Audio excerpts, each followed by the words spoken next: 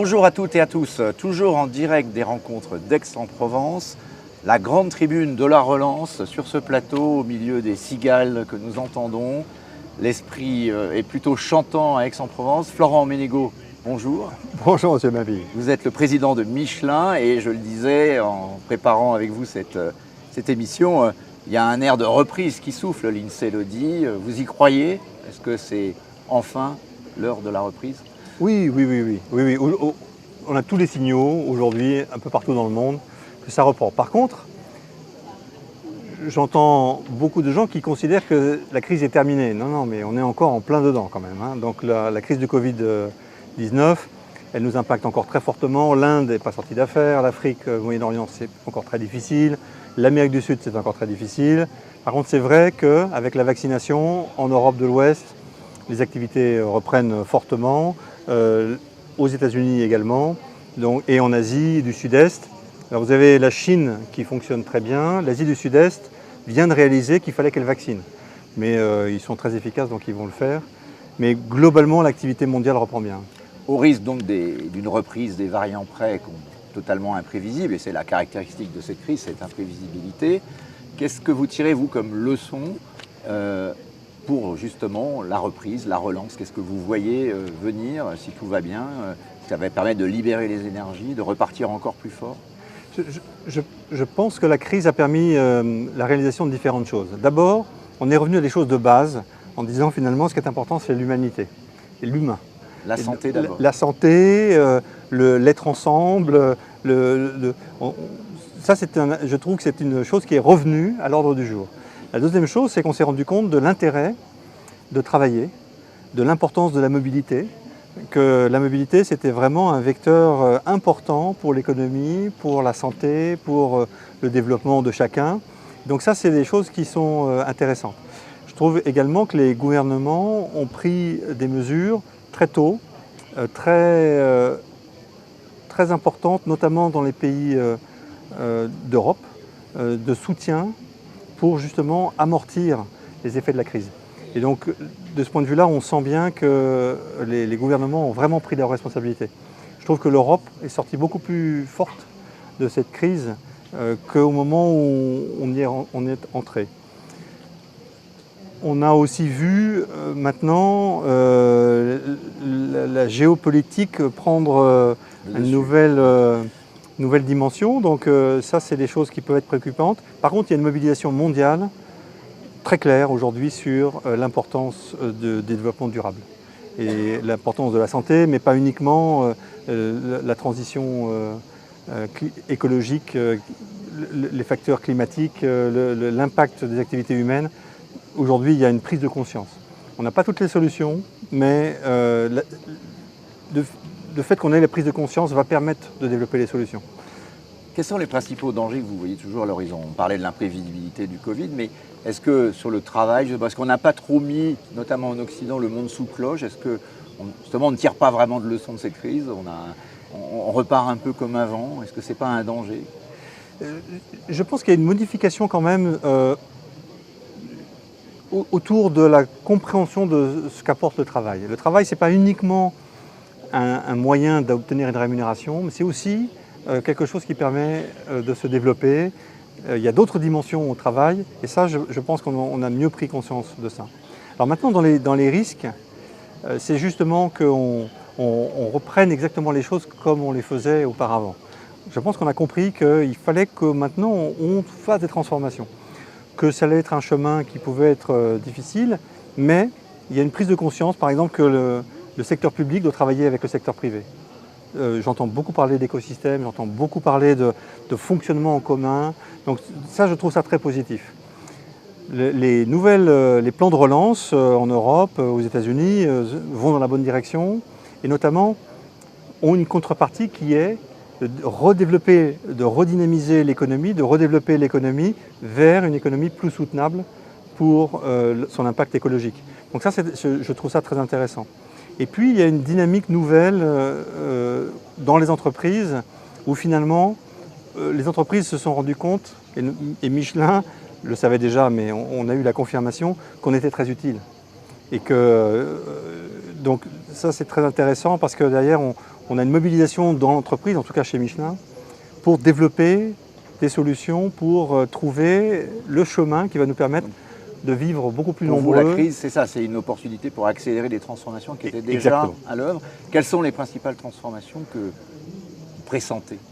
Alors, la première transformation qu'on mène, c'est de dire, finalement, dans toutes nos activités, on doit prendre 3 dimensions en permanence en compte. Il y a la notion de rentabilité, mais il n'y a pas que ça.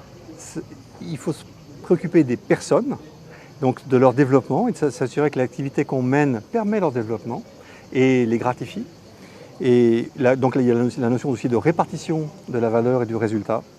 Et la troisième dimension, c'est que notre activité a un impact sur la société, sur notre environnement, et donc il faut travailler à l'économie de la ressource, à changer la manière dont on fait les choses, de manière à diminuer l'impact et obtenir beaucoup plus de performance avec beaucoup moins d'impact. Donc ça, c'est des choses qui sont maintenant, je dirais, ancrées plus facilement chez tout le monde. En tout cas chez Michelin, c'est devenu très clair. Et la crise, finalement, a permis la réalisation que tout notre plan stratégique, qui disait ça avant, là, aujourd'hui, c'est devenu très concret. Dans les transformations également du marché, j'imagine que vous êtes en train de vous poser des questions. Il y a le pneu, bien sûr. Michelin, c'est principalement ça, mais c'est également d'autres innovations, peut-être dans les matériaux. Comment vous voyez Michelin à 10 ans après une crise comme ça? Comment vous projetez le groupe? Alors, toujours dans les mobilités, mais peut-être aussi dans autre chose. Tout à fait, tout à fait. En fait, notre plan stratégique s'appelait Michelin in Motion. C'est Michelin en mouvement. Et ce mouvement, il nous emmène dans d'autres directions. Michelin a développé des savoir-faire colossaux dans les matériaux et dans la manière dont on agence des matériaux pour obtenir des fonctions qui rendent possible des choses qui paraissent impossibles. Et donc, par exemple, le pneu increvable. Alors le pneu increvable, le pneu qui fait diminuer la consommation des véhicules, le pneu qui passe sur un sol agricole sans laisser d'empreinte. Le pneu adapté à la voiture électrique, parce que j'ai appris qu'il fallait des pneus spéciaux. Il faut des pneus Michelin. Pour un véhicule électrique, c'est mieux parce qu'ils vont moins s'user. Le véhicule électrique demande beaucoup plus à un pneu qu'un véhicule traditionnel. Et donc, là, le pneu va s'user beaucoup plus vite. En moyenne, entre 20 et 30% sur un véhicule électrique. C'est bien, vous allez en vendre plus. C'est-à-dire que le pneu Michelin, il est conçu pour faire ça. Donc, il est parfaitement adapté pour un véhicule électrique. Nos concurrents vont avoir un petit peu d'adaptation à faire pour y arriver. Donc, il y a une remontée en gamme, finalement. Alors, dans le pneu... Grâce à cette révolution d'électricité. Autour du pneu et hors dehors du pneu. Autour du pneu, sur les services. Donc, le pneu va continuer à se développer. On a encore énormément de choses à faire et à dire dans le pneu. On a autour du pneu, c'est tous les services liés à l'usage. Nos objets vont être connectés et on va pouvoir faire dire au pneumatique, je me sens bien, je ne me sens pas bien, voilà comment je m'appelle, voilà comment il faut me gonfler. Mais aussi d'autres objets, on va permettre de dire, votre conducteur là, il peut conduire comme ça pour être plus sûr, consommer moins de carburant. Donc il y a beaucoup de choses qui vont être liées aux objets connectés. Et puis il y a toutes les activités en dehors du pneu où vous allez trouver Michelin dans le milieu médical, qui va fabriquer des tissus régénératifs pour le corps humain, qui a développé, on a montré une nouvelle génération de voiles qui peut s'adapter sur n'importe quel bateau et permettre d'économiser le carburant d'un navire, gros, petit et autres. On va nous retrouver dans des joints très spéciaux qui permettent d'être sous la mer et de ne pas s'user, de ne pas se dégrader. Donc vous allez trouver Michelin dans des tas de secteurs dans lesquels vous ne l'attendez pas. Une autre des leçons de la crise, peut-être dont Michelin est un peu l'incarnation, c'est la RSE ou le ESG du point de vue de la finance. Donc c'est cette notion de prise en compte finalement de la planète, mais également de l'humain, vous l'avez dit, des personnes. Vous allez aller encore plus loin dans cette direction? Vous avez l'impression d'être un modèle? Est-ce que les autres vous avez souvent incarné quand même ça, entreprise familiale avec une forte tradition. Est-ce que tout le monde est en train d'aller vers l'entreprise à mission, comme on dit? Alors Michelin s'était déjà doté dès 2013 de sa raison d'être. Michelin avait compris depuis 130 ans qu'il fallait jamais opposer le développement des personnes, le bien-être des gens, le bien-être de la société, et puis notre activité, la rentabilité et l'impact sur l'environnement. Donc les 3 P, toujours équilibrés au maximum, la performance en matière de développement des personnes, la performance dans son impact vis-à-vis de la planète, économie de leurs ressources ou impact sur la société alentour, et la rentabilité, la partie profit. Donc, nos équipes, personne, profit. performance, profit, enfin c'est profit, people, planet. People. Et le « et ». Ce qui compte dans cette affaire, c'est gérer les trois à la fois, pas de manière l'une après l'autre ou de manière séquentielle. Et vous avez l'impression d'être un objet à part. Vous avez vu ce qui s'est passé chez Danone quand même. Ça. Bon, ils ont maintenu le projet d'entreprise à mission, mais ils ont quand même viré le patron emblématique, Faber. Est-ce que vous pensez que le monde, l'univers, les actionnaires sont prêts à cette révolution, ou alors en fait c'est plutôt pour le... Écoutez, moi ce que je vois, c'est que nous avons de plus en plus de sollicitations autour de ces questions d'environnement. Alors bien sûr, on est en train d'apprendre. La collectivité est en train d'apprendre ces dimensions et savoir comment on va les mesurer, comment on va s'assurer que ça se fait dans un bon équilibre. Pas au détriment des personnes, pas au détriment de la rentabilité, mais que ça se fait bien au bénéfice de l'innovation, que ça se fait bien au bénéfice de l'entièreté de la société. Donc, moi je suis assez optimiste et je vois la prise en compte de plus en plus de ces dimensions. Ce que je dis à tout le monde, chez nous en tout cas, c'est que je pense que si nous avons hérité d'une entreprise qui a 130 ans d'âge, si nous voulons que notre entreprise soit là dans les 100 prochaines années, il faut qu'on trouve le chemin qui permette de gérer ces trois dimensions à la fois. Ce que tout le monde dit, c'est que le principal frein à la reprise, c'est les compétences en fait. On va avoir du mal peut-être à trouver les compétences dont on aura besoin dans ces métiers de demain. On parle beaucoup d'un deuxième plan de relance qui pourrait arriver...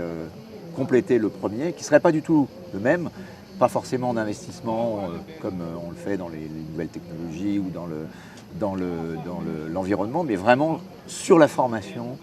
Chez Michelin, je sais qu'il y a une école Michelin, etc. Comment vous analysez les choses? Est-ce que c'est ça finalement la clé d'une relance réussie?